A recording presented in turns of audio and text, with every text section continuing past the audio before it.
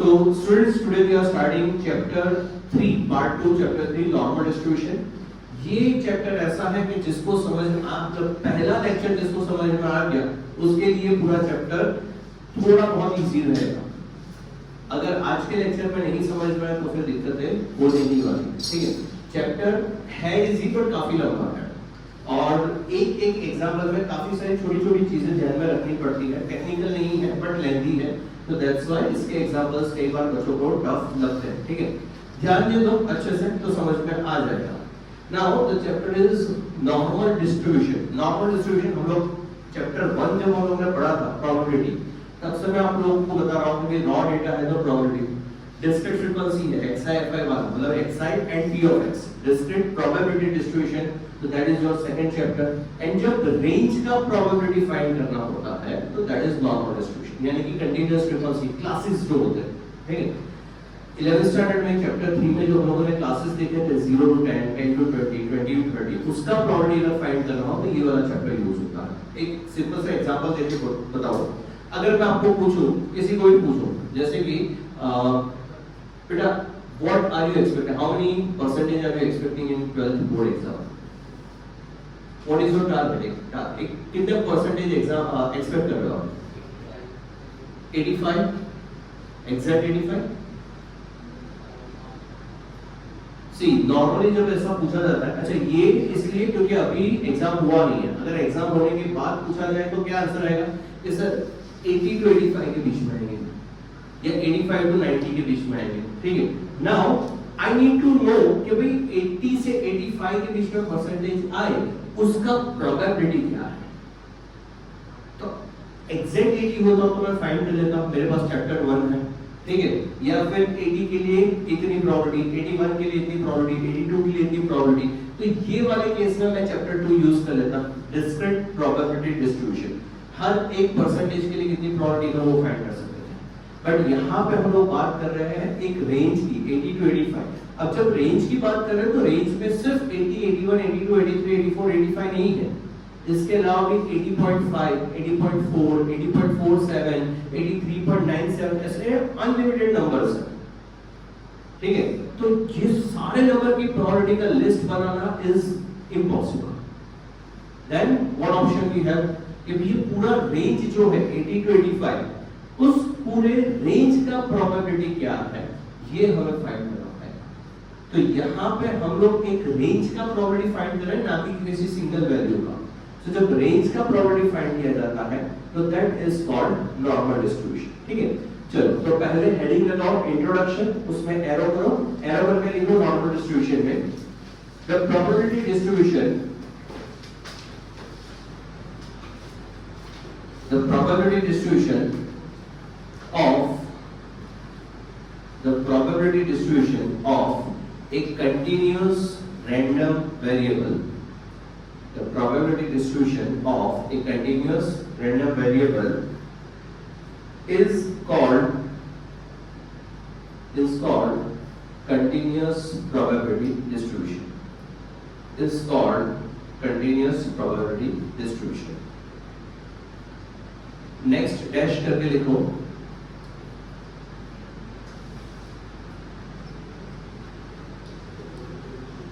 Normal distribution is a continuous probability distribution.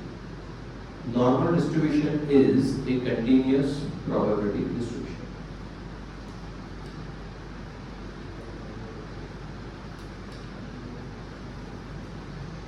Normal distribution is a continuous probability distribution. Next dash करके लिखो it is never obtained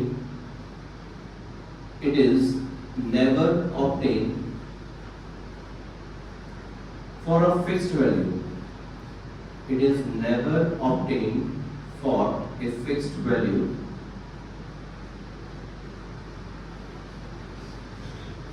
उसके नीचे dash करके लिखो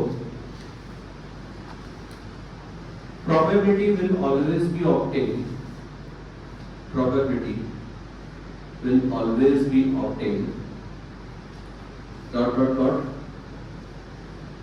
उसके नीचे number 1 more than a certain value, more than a certain value, comma, उसके नीचे number 2 less than a certain value, less than a certain value.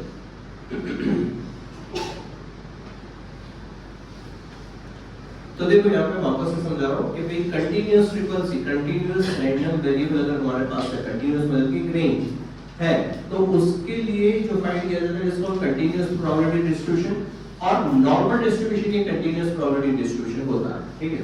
Normal distribution में कभी भी किसी एक वैल्यू का प्रोबेबिलिटी नहीं फाइंड किया जाता। That means we never find probability of 85%, we always find probability for a range that is 80 to 85%, ठीक है। तो नॉर्मल डिस्ट्रीब्यूशन में कभी भी किसी एक वैल्यू के लिए नहीं फाइंड किया जाता। अब देखो नीचे हम लोगों ने 2 पॉइंट लिखे हैं, more than a certain value या less than a certain value. तो या तो ये फाइंड किया जाता है कि what is the probability of getting percentage greater than 85, greater than 85 में 85 से लेकर 100% सारा आ गया, या तो फिर लेस देन 85 यानी कि 85 से लेस वाला पूरा आ गया। अब लिखो नंबर 3 between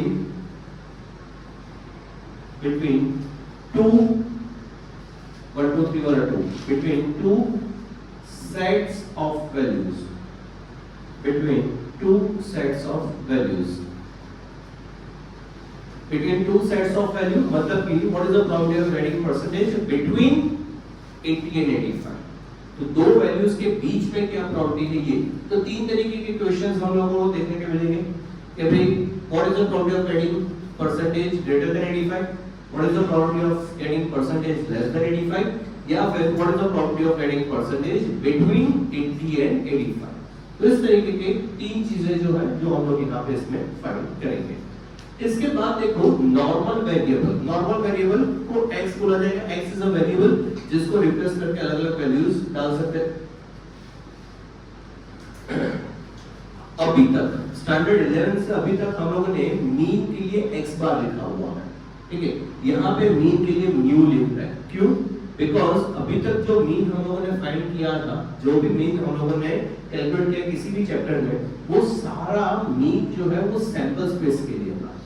सैंपल स्पेस के लिए जब आप मीन फाइंड करते हो तो म्यू x बार लिखा जाता है, लेकिन जब पॉपुलेशन मीन देखा जाता है तो पॉपुलेशन मीन के लिए म्यू लिखा जाता है, इट इज म्यू, और लिखा जाता है ऐसे।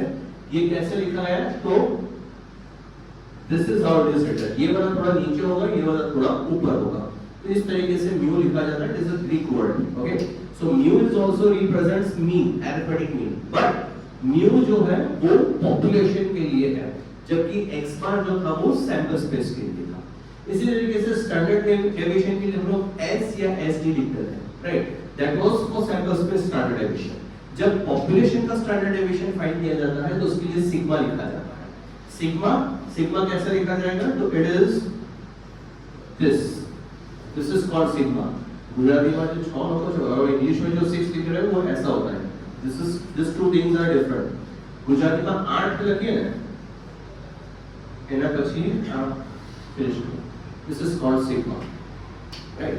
सो this is sigma which is used for standardization, population का standardization। इस चैप्टर में सारे डेटा पॉपुलेशन के, सैंपल के नहीं है, इसलिए इस चैप्टर में हम लोग x बार एंड s नहीं यूज करने वाले, म्यू एंड सिग्मा यूज करने वाले। So for mean will use mu, for standardization will use sigma. Now normal distribution, symmetric distribution. अब इसमें एक चीज और समझो कि मेन प्रोसेस क्या रहेगा।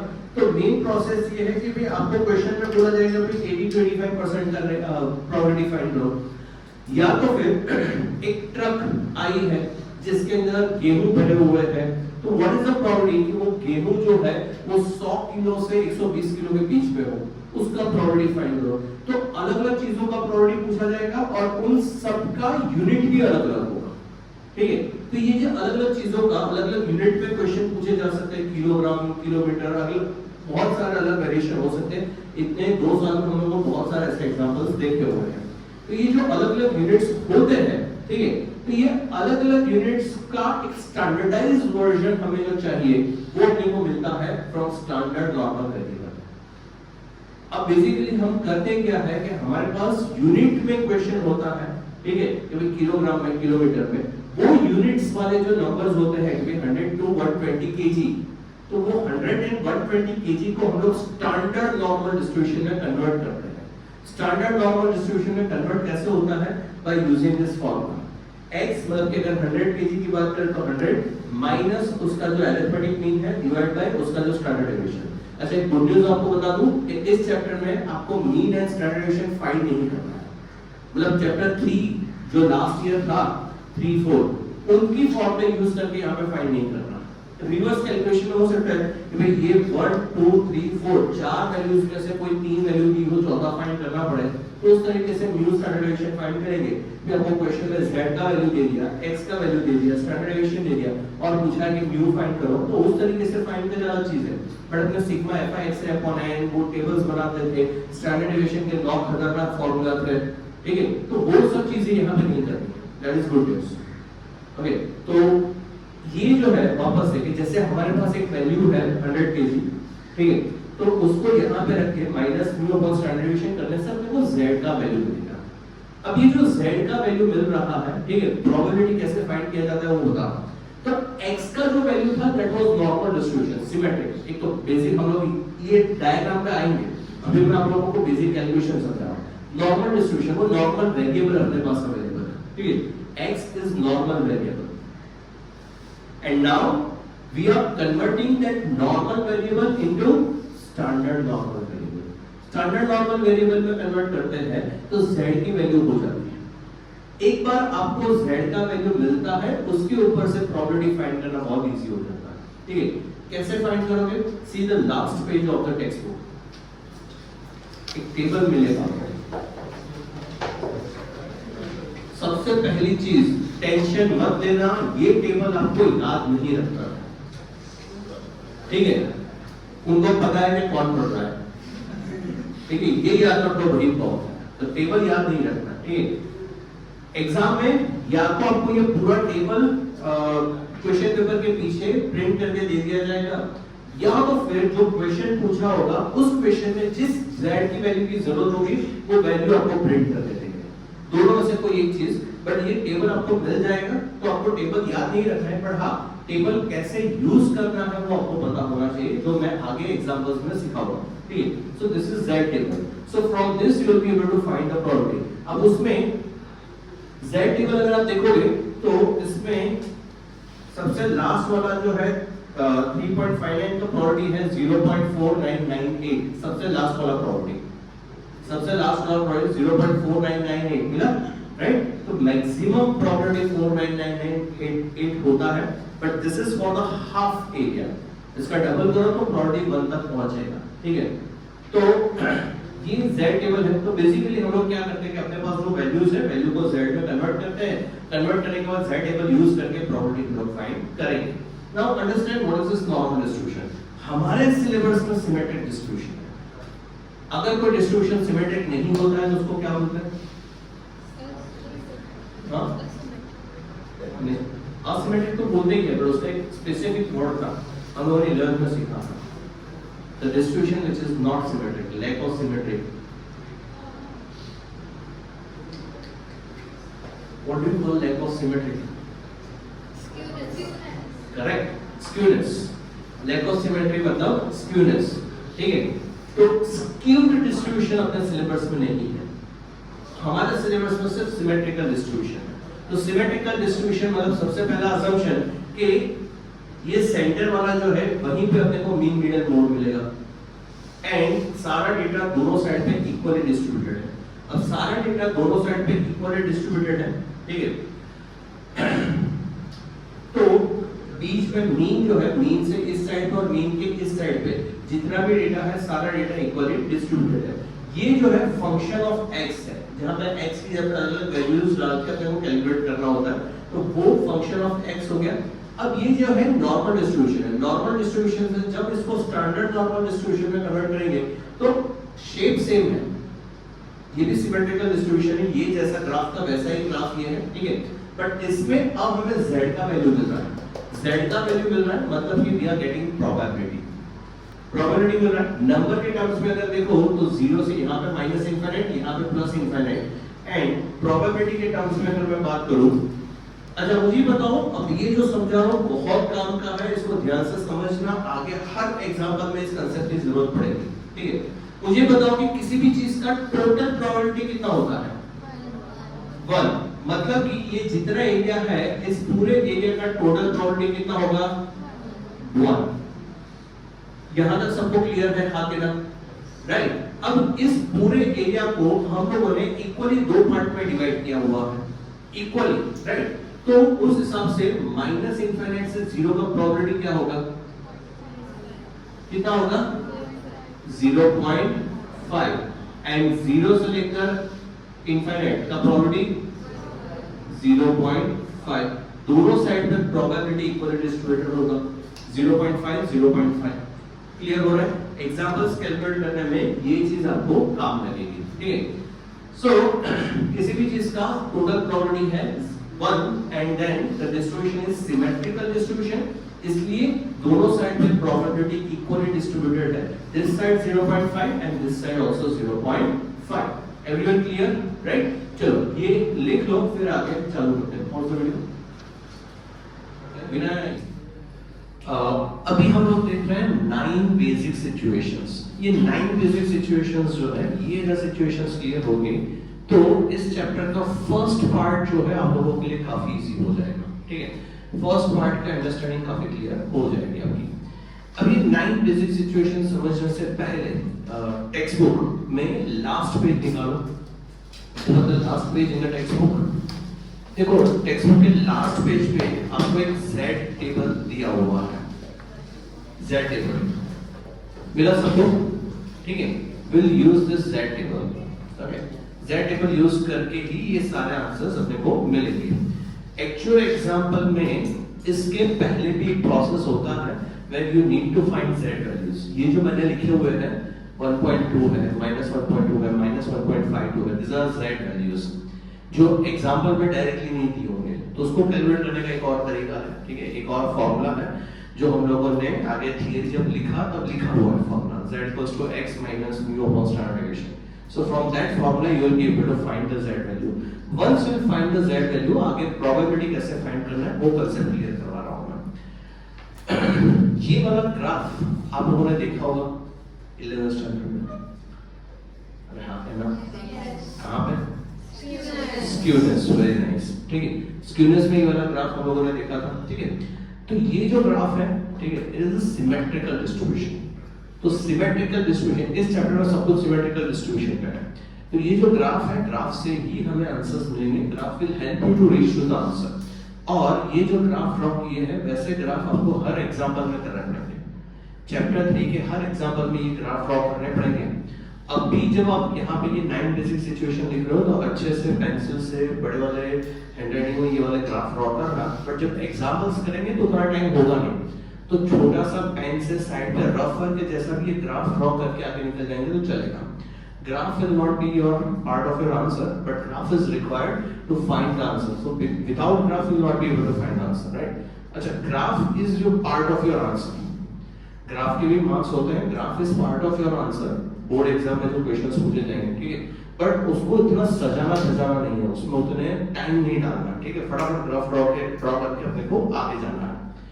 Z टेबल है, स्टैंडर्ड नॉर्मल डिस्ट्रीब्यूशन है, जो अभी मैंने आप लोगों को समझाया नोट्स में, ठीक है। तो ये स्टैंडर्ड नॉर्मल डिस्ट्रीब्यूशन, इसलिए 0 माइनस इनफाइनाइट प्लस इनफाइनाइट, इतना बेसिक हर ग्राफ में आएगा। अब देखते हैं पहली बेसिक सिचुएशन। पहली बेसिक सिचुएशन इसमें लिखा हुआ है 0 इज लेस देन और इक्वल्स टू। ध्यान रखना यहाँ पे इस चैप्टर में हर जगह पे साइन जो है लेस देन और इक्वल्स टू आएगा, ठीक है। देयर इज 2 सिचुएशन जहां पे सिर्फ लेस देन या सिर्फ ग्रेटर देन आएगा, इक्वल्स टू नहीं आता है। दैट इज अ सिचुएशन कि जब आप इनफाइनाइट पे लिख रहे हो, मतलब कि if I am writing probability of 0, probability of z, अच्छा 0 इज लेस देन और equals to z is less than infinite. अगर इनफाइनाइट है तो इक्वल्स टू नहीं आएगा, या माइनस इनफाइनाइट है तो इक्वल्स टू नहीं आएगा, बाकी सारी जगह पे लेस देन और इक्वल्स टू, ग्रेटर देन और इक्वल्स टू वाला साइन ही यूज होगा। ठीक है, तो probability of 0 less than or equals to z is less than or equals to 1.2। अब सबसे पहले ये याद रखना, z मतलब रिक्वायर्ड एरिया, z मतलब ये दिमाग में रखना, इससे काफी सारे कंफ्यूजन दूर हो जाएंगे। z मतलब रिक्वायर्ड एरिया, ठीक है, z मतलब required area. So in this case our required area is between 0 and 1.2।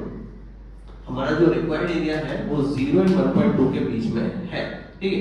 अच्छा, ये जो है इसको नंबर लाइन समझ लो, माइनस इनफाइनाइट से स्टार्ट हो रहा है, प्लस इनफाइनाइट पे जा रहा है, तो मुझे तो 0 के पहले वाले नंबर्स कैसे नंबर्स होंगे? नेगेटिव। 0 के बाद वाले नंबर्स पॉजिटिव नंबर्स। ये भी क्लियर है सबको?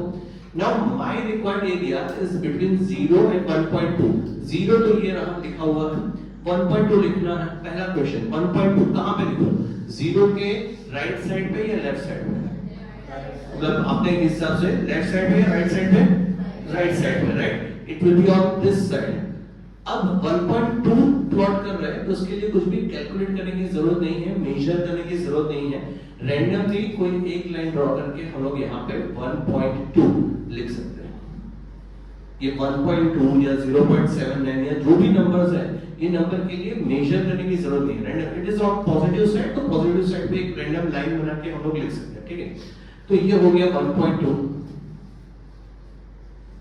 ठीक है।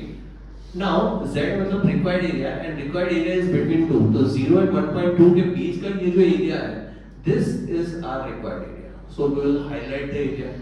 हम लोगों ने एरिया को हाईलाइट कर लिया, ठीक है। अब हमें इसका प्रोबेबिलिटी चाहिए, प्रोबेबिलिटी ऑफ दिस एरिया। अब मुझे ये बताओ, माइनस इनफाइनाइट से प्लस इनफाइनाइट का टोटल प्रोबेबिलिटी कितना होगा? 1। कल हम लोगों ने डिस्कस किया था, इसका टोटल प्रोबेबिलिटी कितना होगा? 1। अच्छा, 0 से इनफाइनाइट का प्रोबेबिलिटी 0.5 एंड माइनस इनफाइनाइट से 0 का प्रोबेबिलिटी 0.5। ये हम लोगों ने कल डिस्कस किया था। मेरे को चाहिए 0 से 1.2 का प्रोबेबिलिटी। अब ये प्रोबेबिलिटी अपने को कहां से मिलेगा? We'll get this probability from Z table. So open the last page of the textbook, Z table. अब Z table में probability कैसे फाइंड करते हैं वो मैं सिखा रहा हूँ। देखो 1.2 है, 1.2 से पहले हम लोग एक और नंबर लेते हैं 2.93। Let's take 2.93। तो ये आपका Z टेबल है, ठीक है। यहाँ पे अगर आप देखोगे तो आपको 2 डिजिट, पॉइंट के बाद एक डिजिट दिखेगा, पॉइंट के पहले एक डिजिट, पॉइंट के बाद एक डिजिट। सो यहाँ पे आपको फाइंड करना, अगर हमें 2.93 का प्रोबेबिलिटी फाइंड करना है तो यहाँ पे आप फाइंड करोगे 2.9, मिला 2.9, ठीक है। और ऊपर जो है 0.01, 0.02, 0.03 दिया हुआ है, इट स्टार्ट्स फ्रॉम 0.00, राइट। तो यहाँ पे हमें फाइंड करना है 2.93 है, पॉइंट के बाद एक डिजिट छोड़ के कौन सा वैल्यू है? 3। So here we want 0.03. So 2.9 plus 0.03 कितना होगा? 2.93। और ये दोनों वैल्यूज कहां पे मर्ज हो रही है? कौन सी वैल्यू दे रही है? So 2.9 and 0.03 will give you 0.4983। तो यहाँ पे वैल्यू जो अपने को मिल रहा है वो है 0.4983। So 2.93 का प्रोबेबिलिटी क्या है? 0.4983। चलो, एनी डाउट? तो this is how you will use Z table. एक चीज टेंशन मत लेना, Z टेबल आपको याद रखने की जरूरत नहीं है। एग्जाम में प्रोबेबली क्वेश्चन पेपर में लास्ट पेज पे आपको Z टेबल प्रिंट करके दे दिया जाएगा। अगर नहीं देते हैं तो जो Z टेबल वाला एग्जांपल होगा, उस एग्जांपल में जिस Z की वैल्यू की जरूरत होगी उसका वैल्यू आपको प्रिंट करके दे देंगे। But it is not expected from you कि आप ये पूरा Z टेबल याद रखो, इसकी याद रखने की जरूरत नहीं है, ये आपको दे दिया जाएगा, ठीक है। चलो, तो इसी तरीके से हम लोग Z का वैल्यू फाइंड करेंगे। अब यहाँ पे आओ, हमें वैल्यू चाहिए 1.2 का। 1.2 मतलब can we say that it is 1.20000, right. तो वर्टिकली हम लोग कौन सा वैल्यू ढूंढेंगे? 1.2 एंड हॉरिजॉन्टली 0.00। तो 1.2 एंड 0.00 कौन सा वैल्यू है? 0.3849, तो इसका प्रोबेबिलिटी 0 से लेकर 1.2 का probability 0.3849 is the probability, and this is your answer. The probability of the area from 0 to 1.2 is 0.3849. Raise your hand if you have doubt. Everyone clear?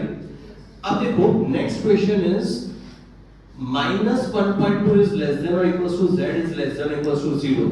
सबसे पहला question required area positive side और negative side? Negative side. So negative side 0 के negative side पे यहाँ पे अपने को मिलेगा minus 1.2 and z मतलब required area. So required area is between minus 1.2 and 0. So this is the required area. अब इसका प्रोबेबिलिटी फाइंड करना है, लेकिन देखो z टेबल में एक भी नेगेटिव वैल्यू तो दिया ही नहीं है। नेगेटिव वैल्यू नहीं दिया हुआ है, बट हमें नेगेटिव वैल्यू z टेबल में ढूंढना भी नहीं है। अगर आपको minus 1.2 का प्रोबेबिलिटी पूछा है, you just find the probability of 1.2 plus 1.2, क्योंकि 0 से इस साइड पे 1.2 जाओ या 0 से इस साइड पे 1.2 जाओ, in both the cases you will have same probability. So 1.2 का जो प्रोबेबिलिटी है वही प्रोबेबिलिटी minus 1.2 का भी होगा, याद रखना 1.2 का जो प्रोबेबिलिटी है वही प्रोबेबिलिटी minus 1.2 का भी होगा। So minus 1.2 का प्रोबेबिलिटी भी होगा 0.3849। Everyone clear? नहीं, probability can never be negative value. Good question. But probability negative नहीं होता है, probability तो हमेशा positive होता है। तो पहले हमें minus 1.2 का probability find करना है, तो उसका answer probability is always positive, क्योंकि किसी भी चीज की probability का range क्या होता है? 0 to 1, not minus 1 to 1। ठीक है, probability कभी negative नहीं होता, तो भले ही ये value negative हो, और उसका probability तो positive ही होगा। एक और एग्जांपल से समझाता हूं कि भाई यहाँ का टेम्परेचर -10 डिग्री हो, उसका प्रोबेबिलिटी क्या है? तो अगर आप बोल रहे हो 0.2 का प्रोबेबिलिटी है, ठीक है, आपका आंसर 0.2 आता है, आपका आंसर ये नहीं आता कि -10 डिग्री है तो probability is -0.2। Probability can never be negative, so probability का आंसर ऑलवेज पॉजिटिव है। ठीक है, अब थर्ड क्वेश्चन देखो, अगेन z मतलब रिक्वायर्ड एरिया -1.52 दिया हुआ है, तो सबसे पहले -1.52 को प्लॉट करेंगे, पॉजिटिव या नेगेटिव? नेगेटिव साइड पे यहाँ पर अपने को मिलेगा -1.52। अब ध्यान से देखना यहाँ पे, stop writing everyone and pay attention, it will hardly take 5 minutes to copy everything. अभी यहाँ पे ध्यान देके समझिए, -1.52 इज लेस देन और इक्वल्स टू z। z मतलब required area. So required area जो है वो -1.52 से ज्यादा होना चाहिए, कम वाला चाहिए? Required area should be greater than -1.52। Everyone pay attention, required area should be greater than -1.52। अब मेरे पास 3 एरिया है, ध्यान से देखना, area number 1, area number 2, area number 3। मेरा हाईलाइट कहां पे होगा? एरिया 1 पे, 2 पे या 3 पे? हाईलाइट कहां पे होगा? एक आंसर है 2 and 3, और कोई? What is my required area? Area 1, area 2, area 3। Required area क्या है? My required area is greater than -1.52। -1.52 से बड़ा वाला एरिया मेरे को चाहिए, ग्रेटर देन वाला। So area 1, 2, 3, what should I select? Only 3 and it is greater than 0. Infinite तक हो सकता है। मैं पूछ रहा हूं यहाँ पे एरिया कौन सा आएगा? 1, 2 और 3।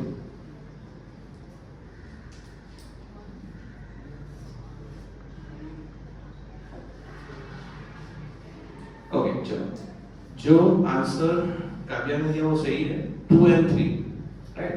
Area 2 and 3। 1.52 जो है, इससे बड़ा वाला पूरा एरिया चाहिए मेरे को, ग्रेटर देन -1.52। ग्रेटर देन -1.52 फिर कहां तक जाना है, ऐसा कोई लिमिट दिया नहीं है। यहाँ पे देखो लिमिट था 0 से 1.2 के बीच में, पर -1.2 से 0 तक जाना था। तो -1.2 से सिर्फ 0 तक लिया था। यहाँ पे ऐसा बोला नहीं है कि टिल 0। अगर टिल 0 नहीं दिया हुआ है तो हम लोग ये पूरा एरिया कवर करेंगे। सो दिस इज द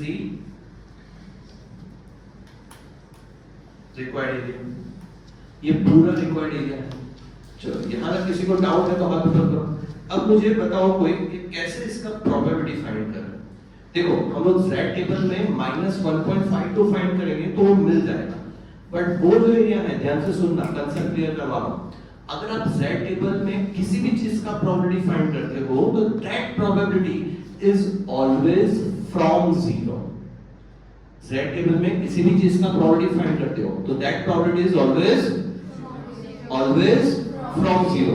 तो जैसे आपने 1.2 का प्रोबेबिलिटी फाइंड किया, बट एक्चुअली आप अंदर जो हमें 0.3849 लिख के दिया हुआ है, that is not the probability of 1.2.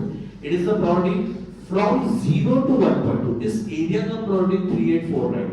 इस एरिया का probability 3849 है, सिर्फ 1.2 का probability नहीं है। So जो भी probability हमें z टेबल में दिया है, it is always from 0। ठीक है, अब बताओ कैसे? First we will find the probability from the z table and then Of? add of till 1.5 From 0 to 1.5 okay, तो ये वाले एरिया का फाइंड करेंगे and then add 0.5। करेक्ट। देखो z टेबल में जब आप 1.52 का प्रोबेबिलिटी फाइंड करोगे तो आपको 0 से 1.52 का प्रोबेबिलिटी मिलेगा। That means you will find the probability from this area 0 से 1.52। देखो तो 1.52 का प्रोबेबिलिटी क्या है? 0.4357। बट ये 4357 जो है वो 0 से -1.52 का प्रोबेबिलिटी है। यस और नो?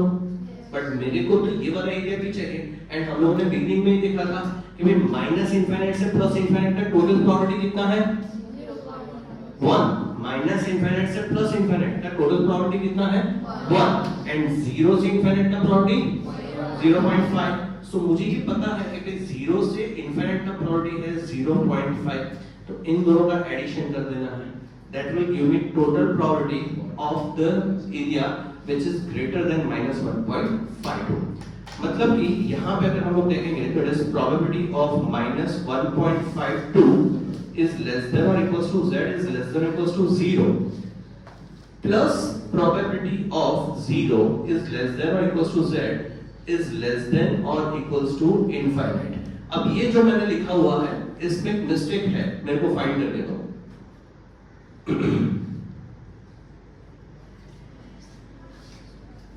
Yes correct. इनफाइनाइट जब लिख रहे हो तो यहाँ पे इक्वल्स टू का साइन नहीं आता। अभी मैंने आप लोगों को समझाया था, राइट? तो यहाँ पे इक्वल्स टू का साइन नहीं आएगा। अब देखो इसका प्रोबेबिलिटी है 0.4357 प्लस इसका प्रोबेबिलिटी है 0.5। सो आंसर आएगा 0.9357। That is this probability of this area. Everyone clear? चलो अब सिचुएशन नंबर 4 ले रहे हैं। Situation number 4 where z is less than or equals to 0.79। z मतलब रिक्वायर्ड एरिया। 0.79 पॉजिटिव या नेगेटिव? पॉजिटिव। तो पॉजिटिव साइड पे यहाँ पे लिखते हैं हम लोग 0.79। Now required area is lesser then 0.79। मेरे को आंसर दो, एरिया 1 2 3 कौन सा एरिया हाईलाइट करेंगे? 1 and 2। 0.79 से कम वाला एरिया चाहिए और कहां तक जाना है ऐसा बोला नहीं है तो माइनस इंफिनिट जाएंगे। ठीक है, so the required area is minus infinite से लेकर 0.79 तक। अब जैसे यहां पे मैंने ये दो ब्रैकेट लिखे थे कि भाई पहला तो है -1.52 to 0 and then 0 to infinite, वैसे यहां पे भी दो ब्रैकेट्स आएंगे। कोई मेरे को बता पाएगा ये दो ब्रैकेट्स क्या लिखेंगे? जैसे यहाँ पे ये दो ब्रैकेट्स लिखे थे वैसे यहाँ पे भी दो ब्रैकेट्स आएंगे। कोई बता पाएगा कैसे आएगा?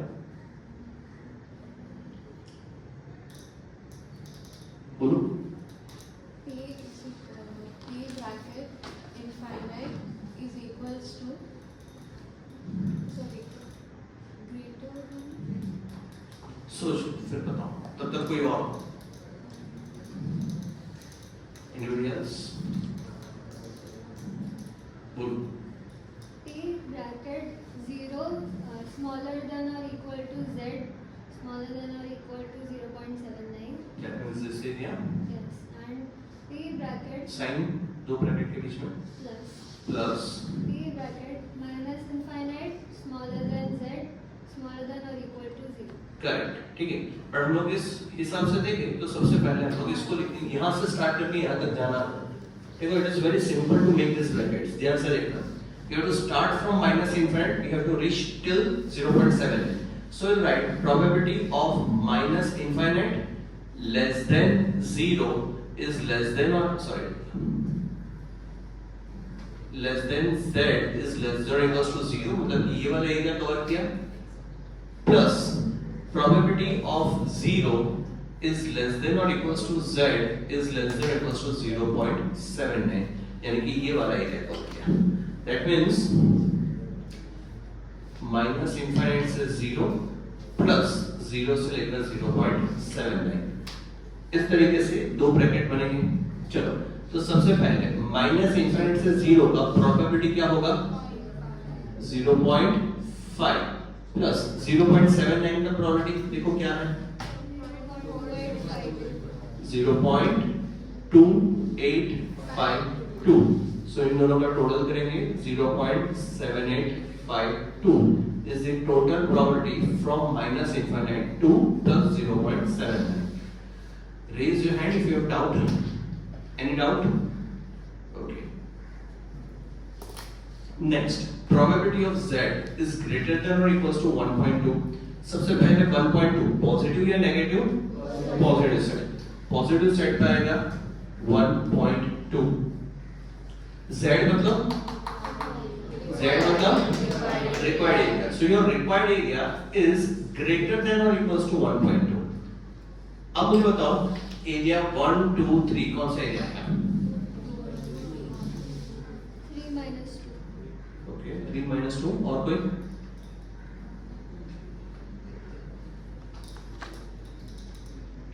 मुझे हाईलाइट करना है यहाँ पे, तो क्या हाईलाइट करो is the question. Required area is greater than 1.2, area 1, 2, 3 कौन सा एरिया हाईलाइट किया जाए? 3। Required area is greater than 1.2। 1.2 से ग्रेटर वाला एरिया चाहिए, तो 1.2 से हायर वाला एरिया चाहिए। That's why area 3 will be highlighted. लेकिन अब क्वेश्चन ये है कि प्रोबेबिलिटी कैसे फाइंड करें, क्योंकि z टेबल में जब 1.2 का प्रोबेबिलिटी देखते हैं तो 1.2 तो 0 से 1.2 का प्रोबेबिलिटी अपने को देता है। आगे ना 1.2 का प्रोबेबिलिटी अगर हम लोग देखेंगे जो है 0.3849, तो वो तो अपने को 0 से 1.2 का प्रोबेबिलिटी दिया 3849। सेम प्रोबेबिलिटी 1.2 से इनफाइनाइट का नहीं हो सकता है। तो how will you find this probability of this area? बताओ। 0 to infinite is 0.5 Correct. minus 0 to 1.2. Correct, very nice. हम लोग क्या करेंगे, हमें ये पता है कि 0 से लेकर इनफाइनाइट का प्रोबेबिलिटी 0.5 है, इसका प्रोबेबिलिटी 0.5 है। ये 0.5 टोटल में से 0 से लेकर 1.2 जो है उसको डिडक्ट कर देंगे, तो हमारा जो रिक्वायर्ड एरिया है 1.2 से लेकर इनफाइनाइट ये हमें मिल जाएगा। मैं वापस से समझा रहा हूं, ध्यान देना। ये जो टोटल एरिया है 0 से इनफाइनाइट व्हिच इज 0.5, ये टोटल एरिया में से 0 से 1.2 माइनस कर देंगे। इस टोटल एरिया में से 0 से 1.2 माइनस करेंगे तो 1.2 से लेकर इनफाइनाइट अपने को मिल जाएगा। अभी भी किसी को डाउट है तो हाथ ऊपर करें। Everyone clear? सो इसके लिए probability of 0 less than or equals to z is less than infinite, ये मैंने लिखा 0 से लेकर infinite 0.5 वाला, minus probability of 0 is less than or equals to z is less than or equals to 1.2. तो 0 से infinite minus 0 से 1.2 which is 0.5 minus 1.2 का 0.3849, तो क्या आंसर मिलेगा 0.1151 is the probability of this required area. Raise your hand if you have doubt. Same case हम लोग यहाँ पे देख रहे हैं। ठीक, ये वाला देखो, प्रोबेबिलिटी ऑफ z, z मतलब required area. Required area is less than or equals to minus 0.09. अच्छा, minus 0.09 जीरो के राइट साइड पे या लेफ्ट साइड पे? लेफ्ट साइड पे। नेगेटिव साइड पे आएगा minus 0.09। अब ध्यान से सोच समझ के मुझे आंसर देना। रिक्वायर्ड एरिया 1, 2 और 3, कौन सा एरिया आएगा रिक्वायर्ड? 1, ठीक है। Required area is lesser than minus 0.09, minus 0.09 से कम वाला एरिया चाहिए। That means we need this area. अब ये वाला एरिया अपने को चाहिए, तो इस वाले एरिया का प्रोबेबिलिटी कैसे फाइंड करेंगे? 0.5 minus area between minus 0.09 to 0. Very nice.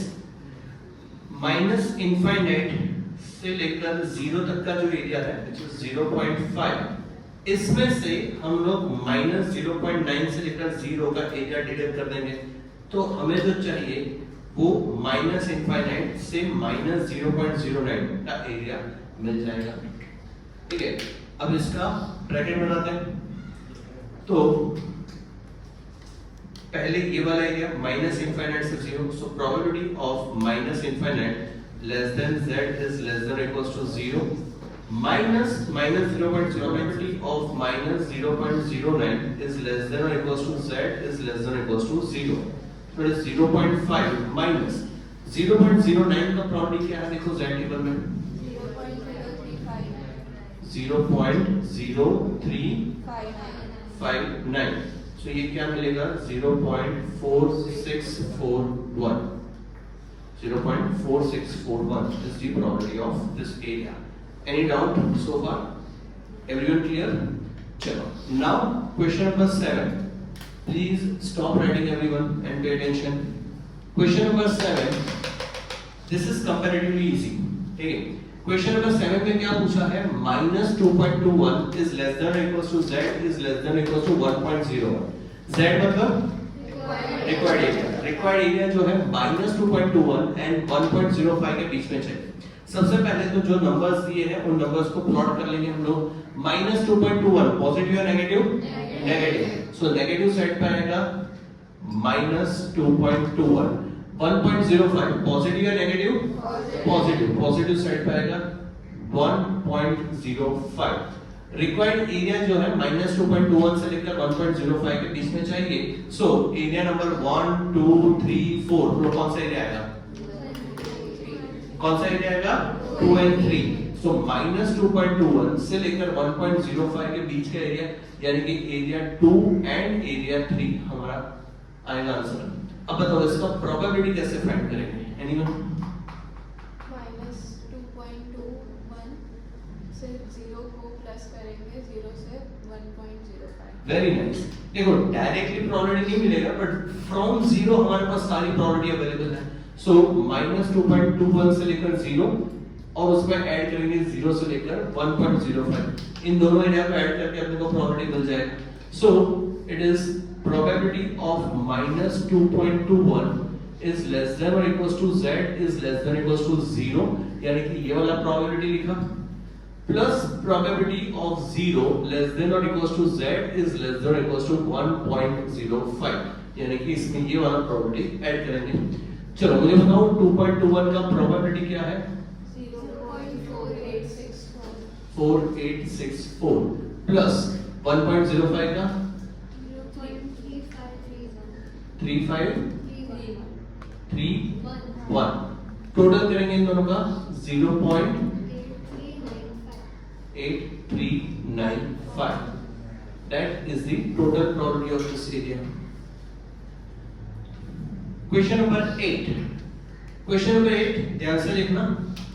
1 is less than or equals to z is less than or equals to 2.93। अच्छा 1 पॉजिटिव और नेगेटिव? 2.93 पॉजिटिव या नेगेटिव? पॉजिटिव। सो 0 से निकलते ही कुछ दूर चलते ही सबसे पहले क्या मिलेगा? 1 या 2.93? यस, तो पहले आएगा 1, और फिर आएगा 2.93। अब ध्यान से देखना वापस से, 1 is less than or equals to z is less than or equals to 2.93। Required area 1 2 3 4, कौन सा एरिया रिक्वायर्ड एरिया है? वापस से बता रहा हूँ, 1 and 2.93 के बीच का एरिया अपने को चाहिए, रिक्वायर्ड एरिया 1 2 3 4, कौन सा एरिया? 3, राइट। सो 1 से लेकर 2.93 के बीच का एरिया चाहिए। अब बताओ कैसे फाइंड करेंगे इसको? बताओ, ट्राई करो, इसको बोलो।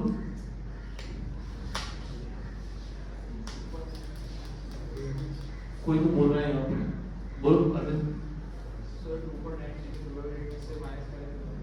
करेक्ट। पहले हम लोग 0 से लेकर 2.93 तक की प्रोबेबिलिटी फाइंड करेंगे और उस प्रोबेबिलिटी में से हम लोग 0 से लेकर 1 की प्रोबेबिलिटी डिडक्ट कर देंगे। तो इतने एरिया में से ये वाला एरिया निकाल दो तो बचा क्या? 1 से लेकर 2.93, जो हमें चाहिए वो एरिया आपको यहाँ पे मिल रहा है। Any doubt? पक्का क्लियर है? ठीक है। तो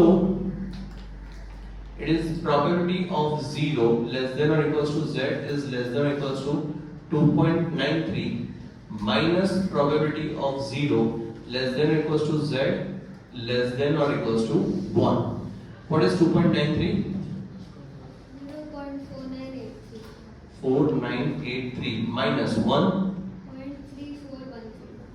3413। तो इसका प्रोबेबिलिटी क्या मिला? 0.157। अच्छा, एक और चीज, 0 से लेकर 1 का प्रोबेबिलिटी 3413 है, इसको रट्टा मार लेना। वैसे ही 0 से 2 का प्रोबेबिलिटी देखो कितना है? 4712 ऐसा कुछ है। 4772। सो probability of 1 and probability of 2, ये दो चीजें रट्टा मार लेना, काफी टाइम बचाएगा। काफी सारे एग्जांपल्स में P of 1 P of 2 की जरूरत पड़ेगी, तो अगर वो दो प्रोबेबिलिटीज आपको याद है तो टाइम बचेगा इसका। ठीक है, चलो last one, condition number 9, -1.11 is less than or equals to z is less than or equals to -0.79। मुझे बताओ -1.11 पॉजिटिव और नेगेटिव? -0.71 पॉजिटिव और नेगेटिव? नेगेटिव। अच्छा, 0 से निकलते ही कुछ दूर चलते ही सबसे पहले कौन मिलेगा? -0.71 और इसके बाद आएगा -1.11। नाउ z मतलब required area. So our required area is between -1.11 and -0.71. Area number 1, 2, 3, 4. बोलो कौन सा एरिया आएगा? Area number 2। -1.11 से लेकर -0.71 के बीच का एरिया है, that is the required area। चलो अब इसका प्रोबेबिलिटी कैसे फाइंड करेंगे? Raise your hand. जो नॉर्मली आंसर दे रहे हैं उनके अलावा कोई और लास्ट वाला है यहाँ पे, तो इतना अंडरस्टैंडिंग हो जाना चाहिए कि आप आंसर दे पाओ। बोलो विश्वा। 0.1 से वैल्यू माइनस करेंगे, 0 से -0.7। Very good. सबसे पहले 0 से लेकर -1.11 का प्रोबेबिलिटी फाइंड करेंगे। इसमें से -0.71 से 0 का प्रोबेबिलिटी हम लोग माइनस कर लेंगे, तो हमारा जो रिक्वायर्ड एरिया है उस रिक्वायर्ड एरिया के लिए प्रोबेबिलिटी हमको मिल जाएगा, right. So it is probability of -1.11 less than और equals to z is less than और equals to 0, that area, minus probability of -0.71 is less than or equals to z is less than or equals to 0, minus this area। 1.11 का probability क्या है?